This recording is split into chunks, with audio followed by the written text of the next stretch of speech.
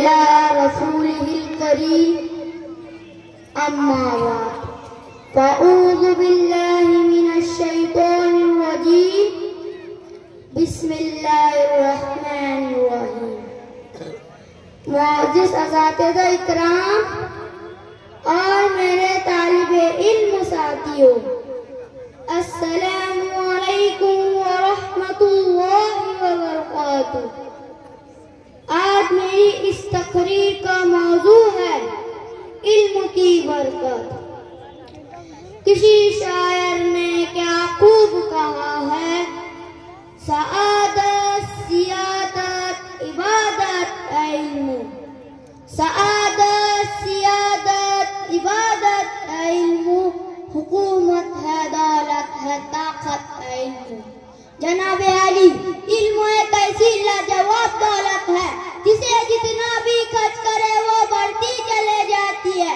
علم ایک نور ہے، ایک ایسا چشمہ ہے جس سے اگر ساری دنیا سیر ہو جائے پھر بھی ختم نہ ہو.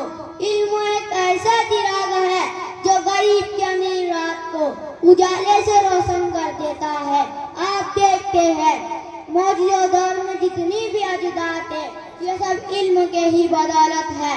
ٹرین سے ہوائی جہاز تک، ریڈیو سے کمپیوٹر تک، ٹیلی فون سے موبائل تک، یہ سب علم کے ہی بدولت ہے.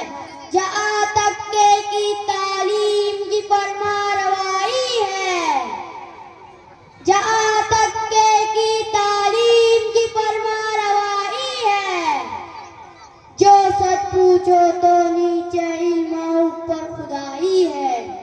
جناب صدر، اگر علم نہ ہوتا زندگی کے ہر ایک لفظ پر یہ حالات کے بھوت سوار ہوتے.